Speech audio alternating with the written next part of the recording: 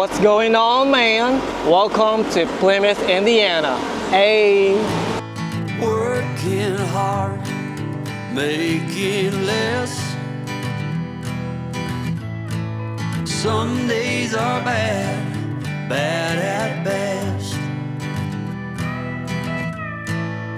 So simulan na natin ang inspection. At dahil 8 araw na tayo sa kalsada ngayon, panahon naman na para i-check natin ang ating hood. Yung ilalim ng hood, yung ating makina. Buksan natin to. Buksan natin to. Tapos tanggalin natin tong ating mousse guard.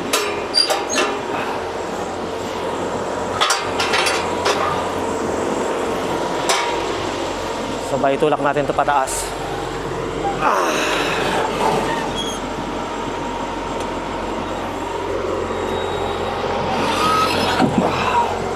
So ang ating coolant level ay ayos na ayos. Ano pa ba? Titingnan natin dito. Wala naman ako nakitang kakaiba. Dito naman, wala rin ako nakikitang kakaiba. At nag-top up na ako ng ating washer fluid. Tingnan natin ang ating langis. Ang level pala.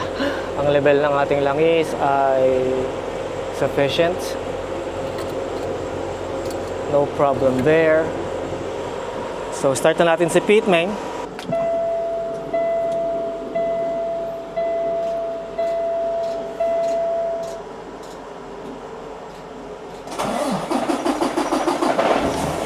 Ayos. Ngayon, sarado na natin to. Bigat to, men.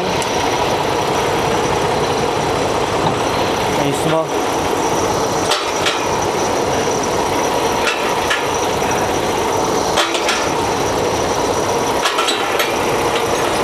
Ayos. Siyempre, lock natin to. Nakalock na yan. So, itong ating shock, pwede mong buksan tong hood.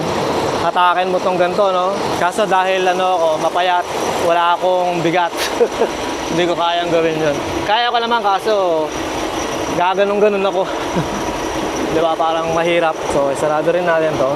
I-lock natin tong ating latch. Ayos na. So, ang gagawin ko ngayon, buksan natin yung mga ilaw para makita natin yung mga ilaw kung mayroong pundido o wala, no? Okay. Full headlights, tsaka 4 ways lang. So, ngayon, tignan natin tong ating mga tire pressures, kung ayos. Ayos yung harap. Okay, sarado ang ating def tank. Sarado ang tangke na yan. Naka-stow ng maayos. Insecure ang ating hoses. Konektado ang ating airline. Blue service line. Tsaka ang ating receptacle. Otherwise known as the electrical line. Hey! Ayos ang ating tire pressure sa ating drive axle. Sa driver side, tingin ko nakalock pa rin naman ang ating fifth wheel dahil yung handle ay nakapasok. Pero para siguraduhin, tignan natin na ang kingpin ng trailer ay nakalock pa rin sa ating fifth wheel. Ayos tayo dyan. Gumagana ang 4 ways na yan. Meron tayong ilaw sa license plate. Ayos tayo dito sa ilalim. Tapos ang turn signal na to ay gumagana. Okay, ayos ang tire pressure na yan. Inflated ang ating mga airbags. At secured ang mga hoses and wires. So syempre wala ring leak, no? Kompleto pa rin ang ating fastener locks. So gumagana ang mga turn signals, nakasecure ang license plate. Tsaka yung nangyari kahapon sa tank wash, lahat ng mga openings ay kinailangan na merong selyo. Yun ang required ng customer na pagpipick-upan natin. Kaya ayos tayo dyan. Madalit salita, wala akong naging trabaho sa other than yung usual, kukonekta mo lang yung trailer, pero wala na ako sinuradong mga valves sa trailer, hindi na ako umakit. Umakit ako sa taas para check lang yung seal. Kaya easy lang yung trabaho natin kahapon. So itong ating hagdanan ay naka-stow and secured. Gumagana ang turn signal na yan. Sarado ang ating air inlet na yan. Ito walang selyo kasi ano lang naman to, lalagyan na lang ng hangin, no? Ang ating legs ay nakataas at naka-stow ang handle ng landing gear. Siyempre, merong sticker pa rin ang ating mga mud flaps. Wala tayong narinig na leak kahit saan. Ay sa mga tire pressure, tapos sarado ang tangke na yan, sarado ang ating air compressor. Ayos na tayo dyan sa likod. Tapos ayos ang ano na yan, ang tire pressure na yan. Tapos gumagana ang turn signals at headlights. So ayos na ang ating tractor and trailer. Kaya pwede na tayong umalis. Pupunta na tayo sa customer. At meron lang ako yung kukwentong mabilis tungkol sa customer na yan. Putik. Paiba-iba yung work order. Kaya nandito tayo ngayon sa Indiana. Wala lang tayo sa Wisconsin dahil iniba nila yung ating work order na tinatawag. So pasok tayo sa truck at palamigin na natin si Pitman. At umiinit na. Hindi naman mainit. 19 Celsius yung ano dito, yung temperature. Or siguro mga 70 or 68 Fahrenheit. Kaya naging maayos ang aking tulog. Pero medyo umiinit na kaya ano na natin to, palamigin na natin si Pete. Hey! So, patayin na natin ang ating mga ilaw, headlights and four-ways. Tapos, paanda rin na natin ang ating AC. Net maimen, mismo. Tapos, tanggalin ko na rin tong ating parking shenanigans na to. Ang tawag po dito ay prime parking or parang ano siya, paid parking dito sa Pilot Truck Stop. Dahil kahapon, nung dumating ako dito, punong-puno na yung parkingan. Ang available na lang ay itong mga paid parking. Kaya may nabuti ko na lang magbayad dahil yung customer ay kalahating oras pa yung biyahe. At ito na yung huling truck stop. Tapos, bawal pa matulog sa customer. Kaya may nabuti ko na lang magbayad para wala na rin tayong iisipin. Alam mo yun, yung bang magkupark ka sa mga gilid-gilid, tapos kakatukin tayo ng may-ari ng lote, papaalisin. Or worse, pulis ang kakatok sa atin, matitikitan tayo. Wow, yun ang masakit. Kaya para sa akin, it's always better to pay for parking fee rather than paying for parking ticket. Ganun. Pero anyway, alis na tayo. At kukuha lang ako ng long sleeves. Timpla lang ako ng konting kape. Tapos, punta na tayo ng customer, man. Gawin natin yan. Ayos na. Mismo.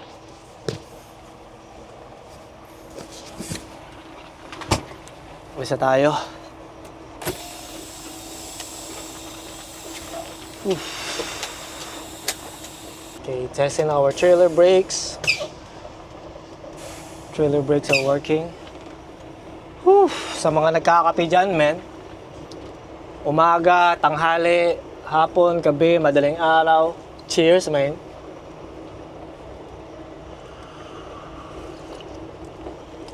Sarap. Sarap ng kape. Grabe. Walang takip yung ating kape kaya dapat kalakalali, yabe.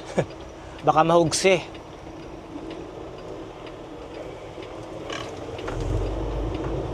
Kahit na gaano ka smooth mag-drive, no? Pagka ikaw nadaanan mo yung pothole, walang smooth driver sa pothole, man. Pero pag swabe naman yung kalsada, ayos lang. Saan ba yung...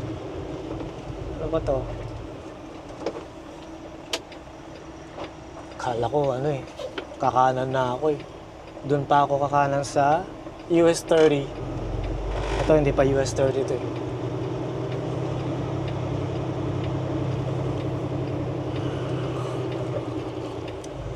Teka, may nakalimutan ako. Men.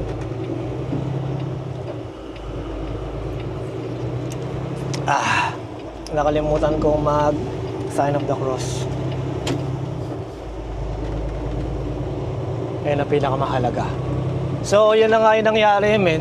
Pinalitan nila yung load na imbes na mag-pick up tayo sa Wisconsin, dadalhin natin sa Sarnia. Iniba nila, men. Dito ako ngayon mag-pick up sa Claypool, Indiana. Malapit siya sa Fort Wayne. Yung empty miles natin, napakarami.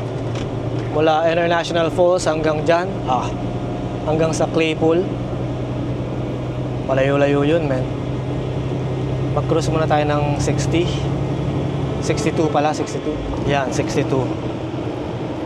Ayos, hindi pa natapon yung kape natin. So, yun na nga, ano ba yung sinasabi ko? Yung miles yata mula International Falls hanggang doon sa Claypool, Indiana. Marami-rami rin yun, men. Siguro mga 10-hour drive yata yun, o 11 yung pinaka-total ng drive ko. Ilan yun? Mga 600 miles din yun, ah. Mga ganun. Pero ayos lang, wala naman tayong magagawa.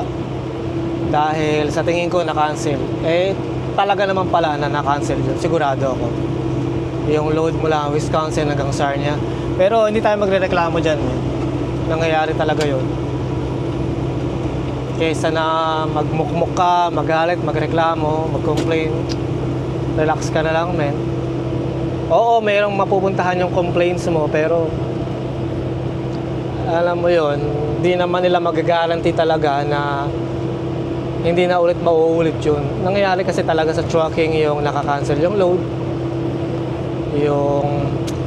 yung nade-delay, nare-reject sa customer, mga ganon. So, ayos lang yun.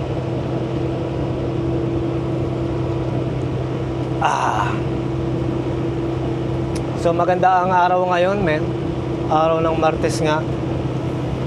Ang temperature, sabi ni Pete, ay 73 Fahrenheit. Sabi ng cellphone, 20 Celsius, men. Ayos. So ngayon, itong load nga na to, mula Claypool, Indiana, dadalhin ko siya sa Niagara Falls, Ontario. Doon tayo magde-deliver bukas, Miyerkules. Pagkatapos noon, uwian namin, wala na, uwi na. Uwian na kasi meron akong safety meeting sa company ngayong Biyernes. Kailangan kong umattend doon. Kaya ang tendency nito, aalis na lang ako ng Monday. Nagsabi na ako kay Mr. Dispatcher na Monday ako aalis para makapagpahinga rin sa bahay, men. Sa Monday, saan tayo pupunta? Hindi ko pa alam. Pero ganun pa man, kung saan man yan, handa tayo dyan. Right? Hey! Kape-kape lang muna tayo, men.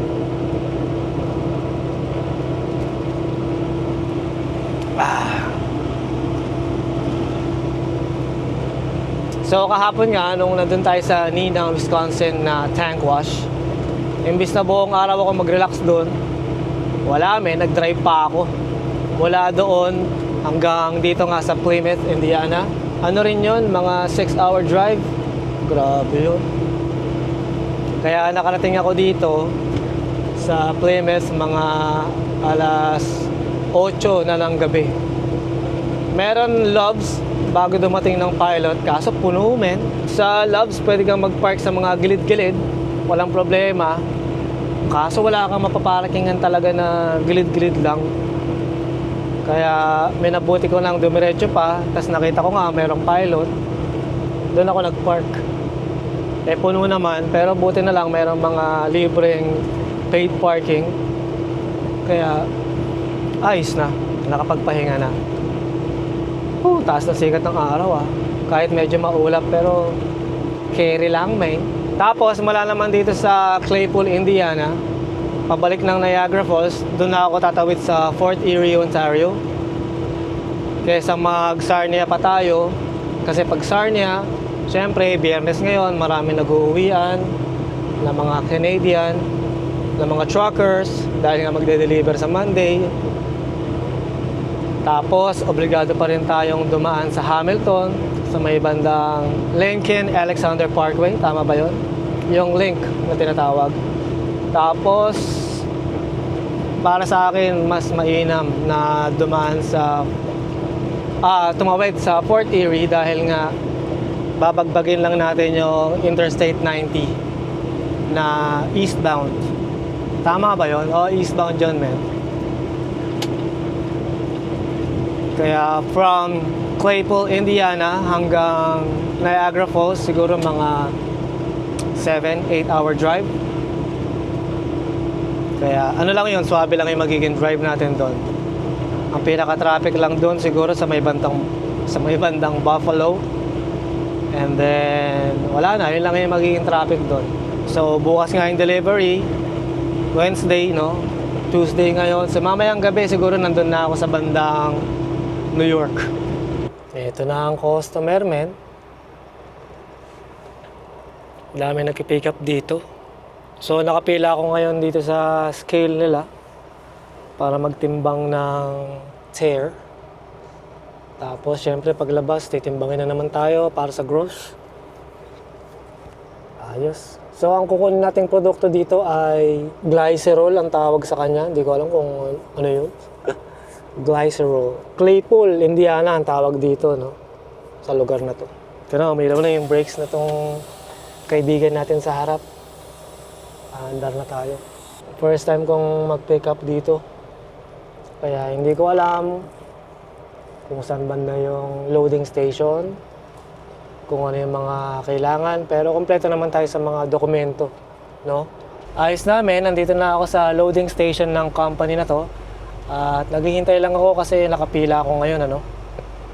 Ayan na, tatanggalin na niya yata. Ayos na.